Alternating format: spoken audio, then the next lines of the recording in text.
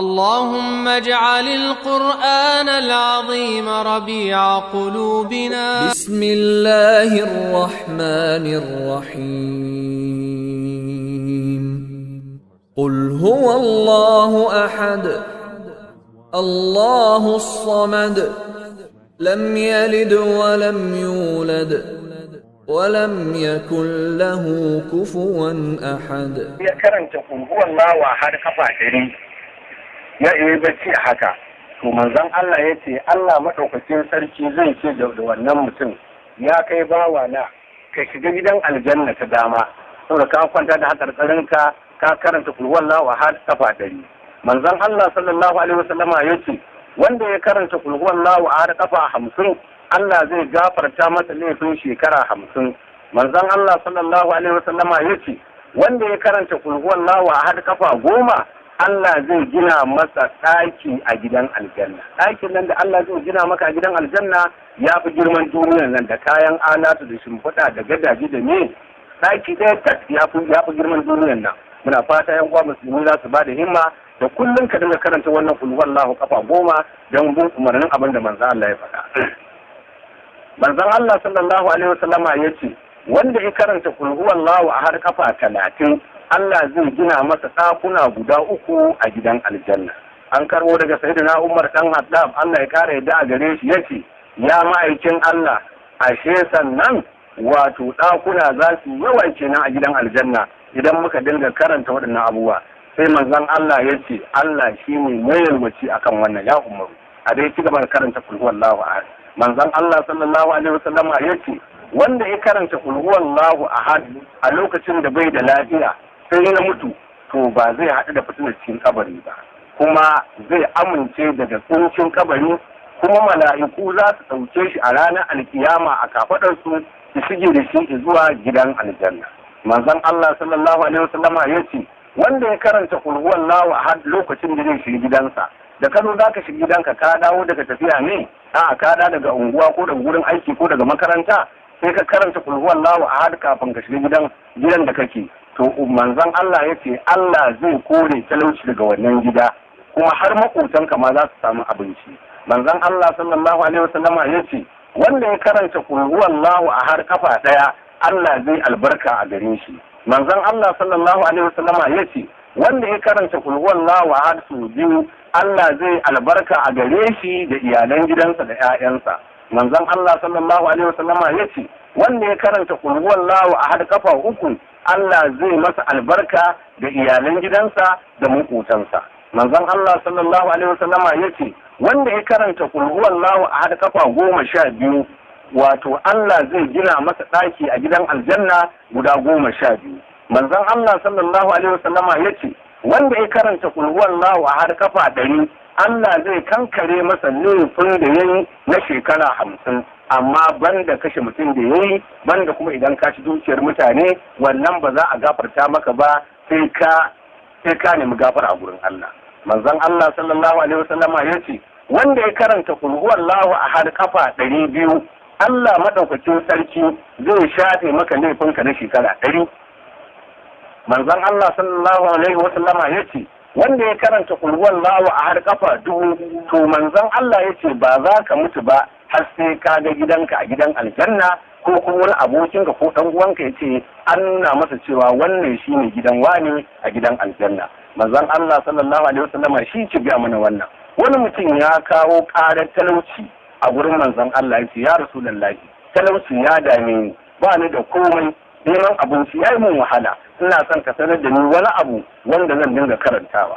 Sai manzon Allah ya ce idan za ka shiga gidanka ka yi sallama in akwai wani a cikin gida idan ko babu kowa a gidan kai kadai ne to kai sallama a gare ni Muhammadu Rasulullah sannan ka karanta qul huwallahu kafa 1 ka ci gaba da karanta qul huwallahu tak kafa 1 jinan da Allah zaka ga abin da Allah zai maka. Wannan mutum an samu labari cewa ya wadata albarkacin qul huwallahu din da yake karanta kafa 1 makotansa ma sun jike sun yi arziki makotansa ma Allah ya kwararo musu arziki. Manzon Allah sallallahu alaihi wasallama ya ce to anan nake so ƴan uwa musulmi da lalle a daure a cije wannan kana yi kana rubutawa har ka hada.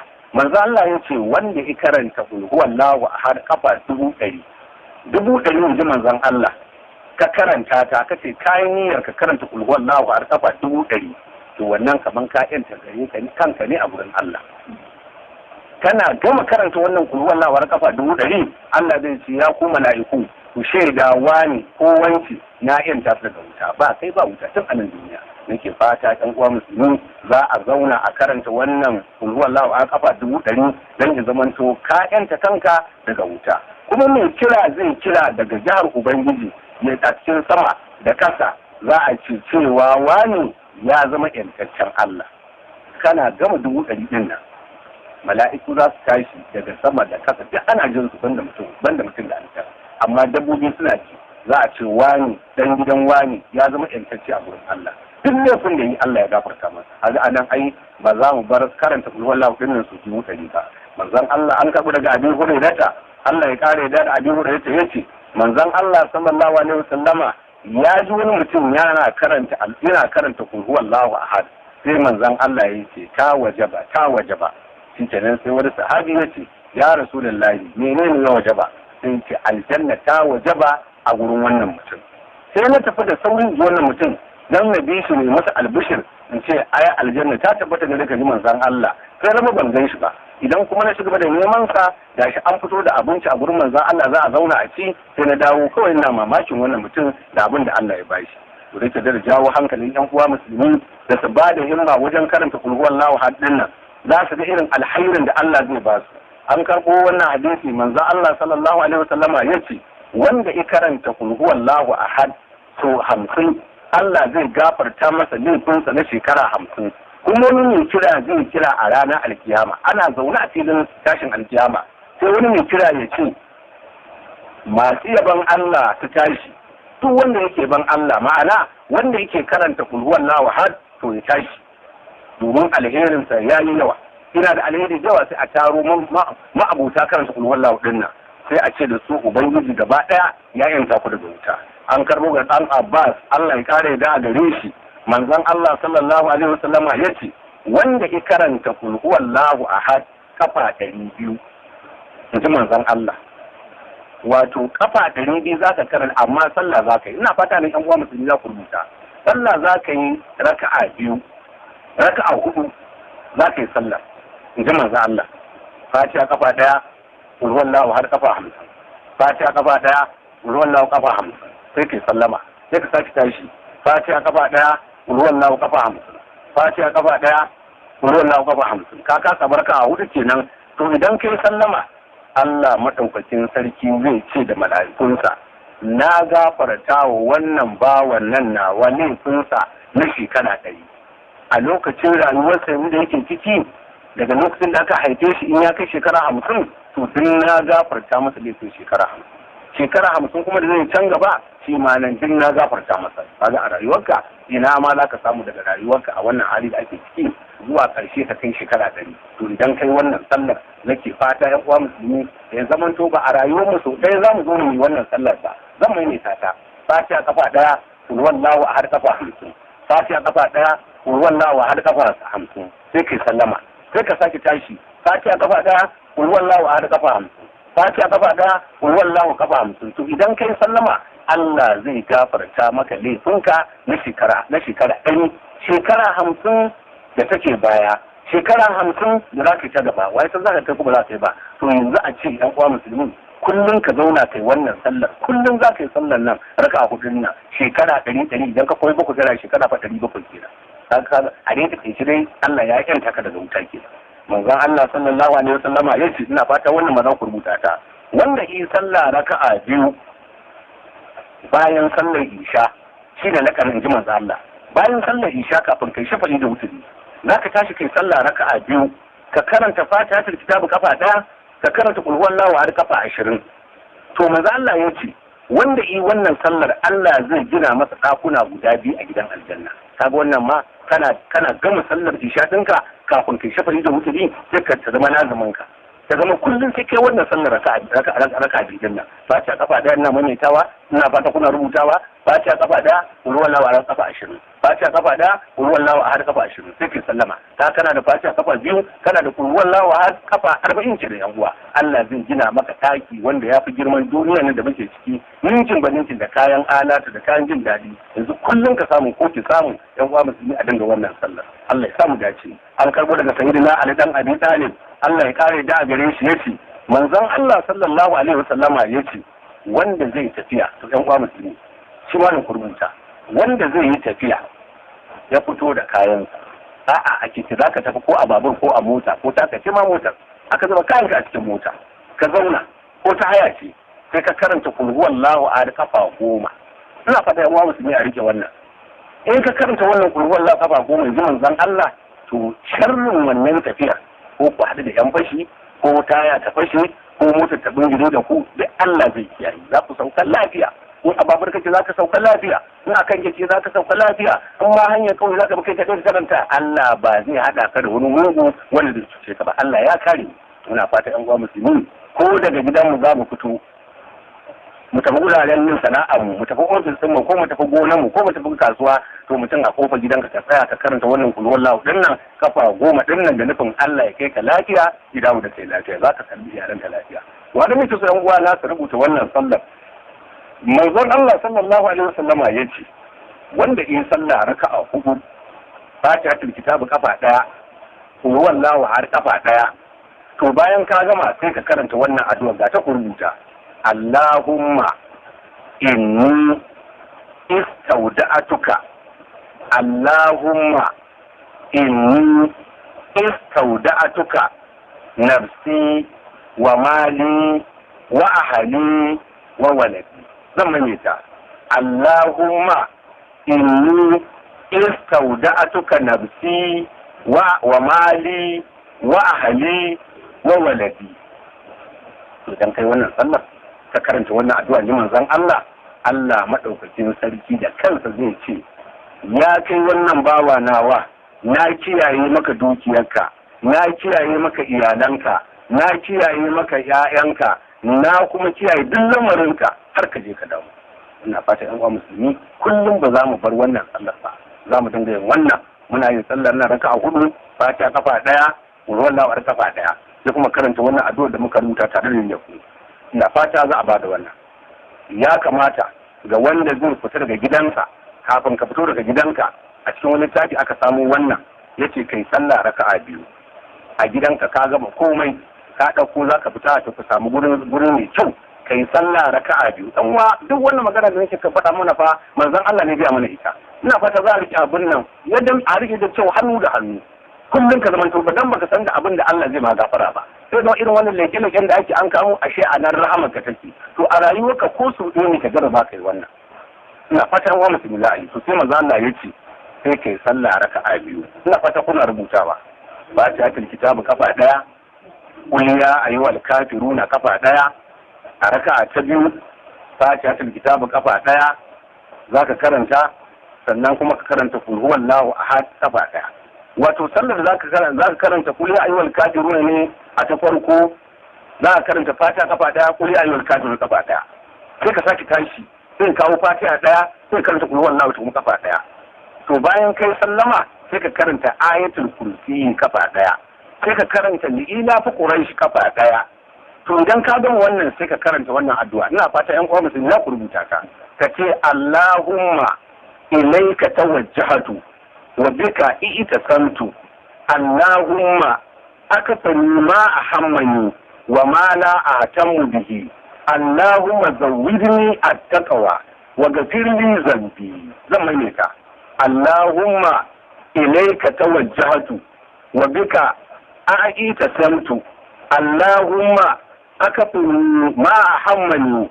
wa ma la ahtamu bihi Allahumma zawwidni at-taqwa wa ghfir li dhunubi to abinda zaka karanta kenan kai wannan sallar Allah duk zai shafe maka laifinka Allah madaukakin sarkin wajen kai kan lafiya a dawo da kai gidanka lafiya duk wanda zai fitar gidansa yin wannan sallar da sulhan lahu ya karanta wannan addu'a to ba abin da zai same ka kullum ma kin jikin da zai ƙara samun lafiya irin wannan ciwon na bala'i Allah ba zai so ya cin maka ba manzon Allah sallallahu alaihi wasallama yace wanda yi sallar asuba da safe an yi sallar asuba sai ka karanta kul huwallahu ahad kafa 10 kana gama sallar asuba ka ga tarbinka ka yi abubuwa sai ka karanta kul huwallahu ahad kafa 10 to manzon Allah sana ce ba wani laifi da zai riske ka a wannan rana duk wani laifi da kai Allah zai gafarta maka duk laifin da kai a wannan rana an shafe maka ba wani baka zini ba. An karbo daga nisaburi ya ce ina daga cikin sunayen ita kulhuwan lahu al-ikhlas ma'ana mai tsare ka daga wuta. Wani kuma malaman ana kiranta suratul ma'arifa domin ita wannan sura na kiranta ma'arifa wato manzo Allah ya ji wani mutum yana karanta ta sai ya ce wannan bawan ya san Allah. Ana kuma kiranta asas. Sai manzon Allah ya ce da ita kulhuwan lahu din nan ne aka gini sama guda 7 ake gini kasa da 7 ana kiranta kulhuwan lahu ahad kenan. Ana kuma kiranta suratul wilayati. Manzon Allah sallallahu alaihi wasallam ya ce wanda ina zumci karanta kulhuwan lahu ahad zai kasance masoyin Allah shine wilaya kenan. Zai kasance masoyin Allah in ji kana yawan karanta kulhuwan lahu ta zama maka jini da tsoka a jikinka kai ba ka da wani abu da kake sai karanta kul huwallahu ahad to ka zama masoyin Allah kenan. An karbo daga an karbo daga Ubay dan Ka'bi Allah ya kare da a gare shi yace manzon Allah sallallahu alaihi wasallama yace wanda ya karanta kul huwallahu ahad kafa 1 kaman ya karanta sulusun alqur'ani ne kuma za a rubuta masa kyawawan aiki guda 10 da umarni da kuma shari duk za a shafi masa waɗannan jin manzon Allah sallallahu alaihi wasallama.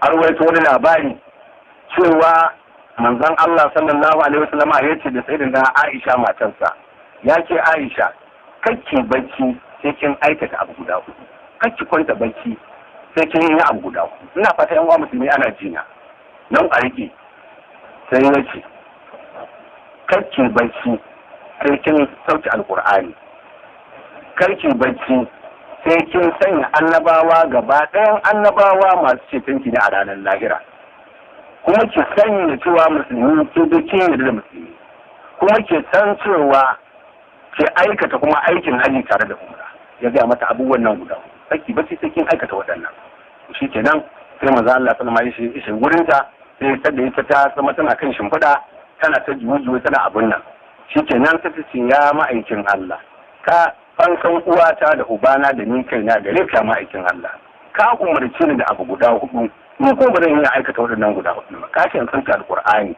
in san ne kaza in yi kaza na yi kaza to abun nan kuma gashi mai wahala ne ya rasulullahi sai manzon Allah sallallahu alaihi wasallam ya murmushi yace ya ke Aisha abinda nake nufi da wannan kake bacci sai kin karanta kul huwallahu ahad in kika karanta kul huwallahu ahad kafa 1 kaman kin sauke alqur'ani ne idan kika yi salati a gare ni da annabawa gaba ɗaya da suke gabana kamar kin sa su gaba ɗaya masu cikin fili a ranar kiyama idan kuma kika yi istighfari ga mu'mini maza ga mu'mini mata kamar duk kin yarda da su idan kuma kika ce subhanallahi walhamdulillahi wala ilaha illallah wallahu akbar su ɗaya kamar kin yi haji da umrani kaga jama'a magana sana abin da yake nufi ba ga shin ashe ya kamata kullum da za mu karanta kul huwallahu ahad din nan ko da kafa 10 din nan ko kafa nawa ne mu karanta mu kuma karanta wannan addu'ar cewa subhanallahi walhamdulillahi wala ilaha illallah wallahu akbar to ladan da za a ba mu muka jingina ta da wannan kul huwallahu din